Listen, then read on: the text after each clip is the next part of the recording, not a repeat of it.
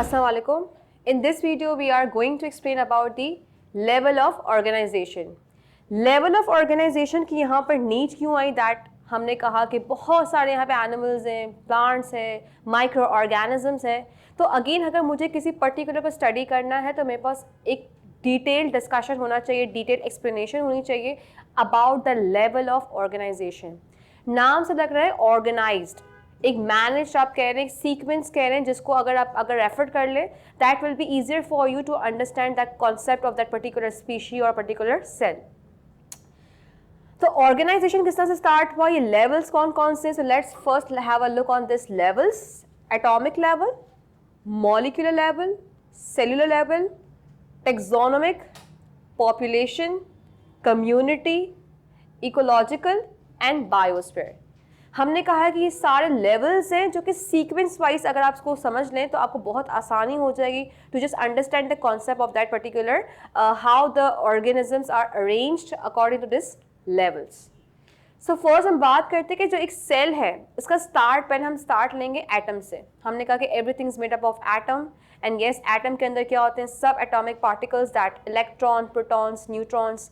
तो हर particular life का, हर particular object का हम कहते हैं वो एटम से बना हुआ है. तो जब लाइफ की बात हो तो ऑब्वियसली वहाँ पर हम बात करें मैटर की तो वहाँ पर एटम का कॉन्सेप्ट बहुत ज़्यादा आता है.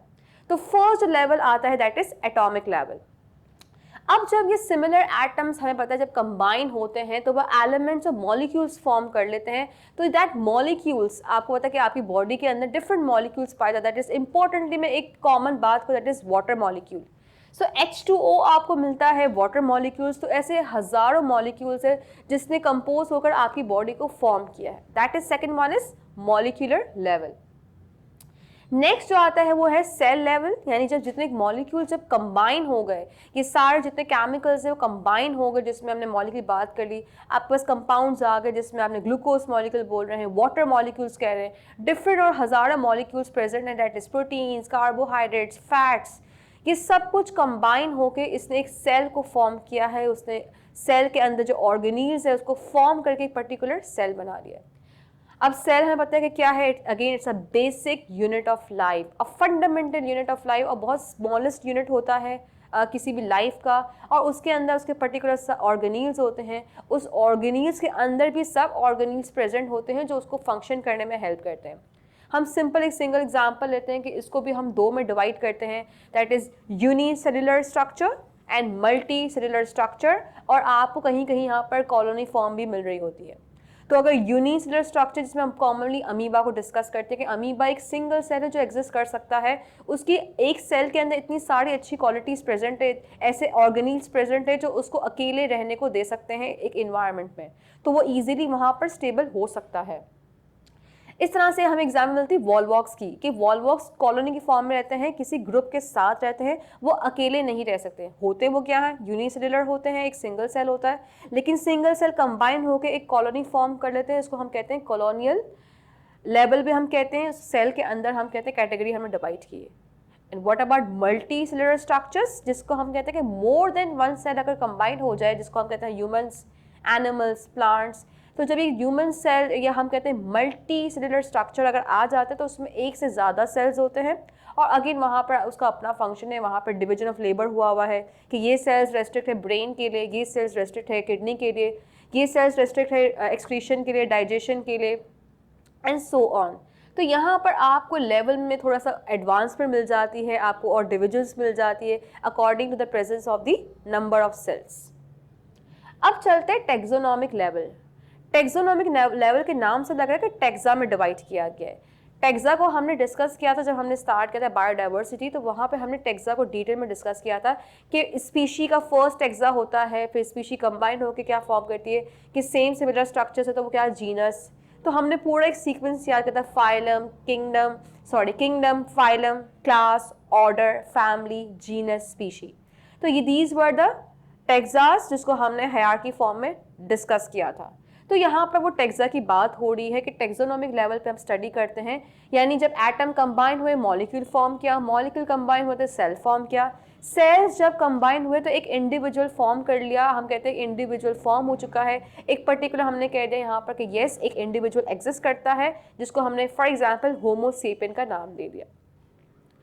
अब चलते हैं, यानी अब एक इंडिविजुअल बन चुका है, अब उसका एक और लेवल आ गया, दैट इज पॉपुलेशन। यानी अगर ये सारे सिमिलर स्पीशीज एक जगह एक पर्टिकुलर टाइम पे एग्जिस्ट कर दिए जाए तो वो हो जाता है पॉपुलेशन।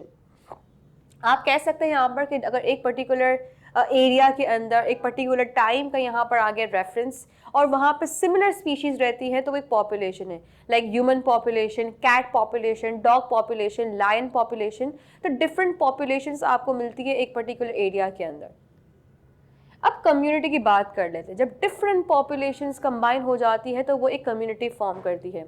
अगर उसमें एक साथ ह्यूमंस भी रह रहे हैं, कैट्स भी है, डॉग्स भी है, इंसेक्ट्स रह रहे हैं, प्लांट्स है, डिफरेंट माइक्रो ऑर्गेनिजम्स है, तो डिफरेंट पॉपुलेशन जब एक जगह पे एक टाइम पे एग्जिस्ट करती है तो हम कहते हैं कम्युनिटी लेवल फॉर्म हो गया, ये कम्युनिटी फॉर्म हो चुकी है।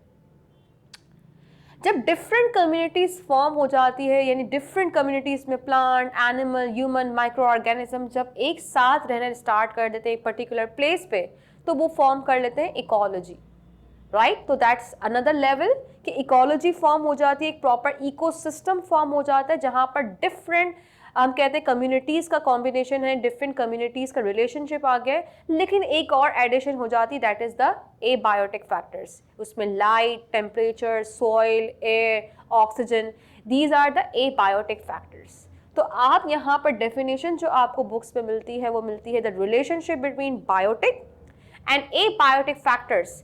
This is known as the ecosystem. जहाँ पर रिलेशनशिप हो रहा हो, एक प्रॉपर एक रिलेशनशिप बन रहा है बायोटिक फैक्टर्स का एबायोटिक फैक्टर्स के साथ, तो वो एक इकोसिस्टम फॉर्म कर देता है। अब जब ऐसे मल्टीपल इकोसिस्टम, अच्छा इकोसिस्टम में तो बहुत सारे एग्जांपल्स है, मैरीन इकोसिस्टम है, लैंड इकोसिस्टम है, एरियल इकोसिस्टम है, हमने कहा लैंड इकोसिस्टम है, एक्वेटिक इकोसिस्टम है, डेजर्ट का आपको अपना अलग इकोसिस्टम मिलता है, माउंटेन का अलग इकोसिस्टम मिलता है, फॉरेस्ट का आपको एक अलग इकोसिस्टम मिलता है, आर्कटिक रीजन्स, पोलर रीजन्स का आपको एक अलग इकोसिस्टम मिलता है।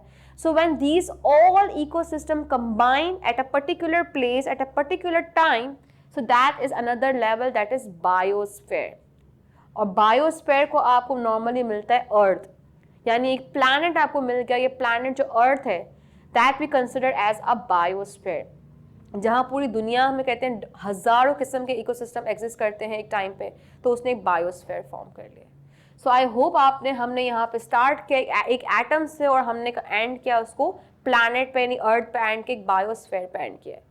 So this was all about a level of organization. I hope that you have understand this concept. Thank you so much. Allah Hafiz.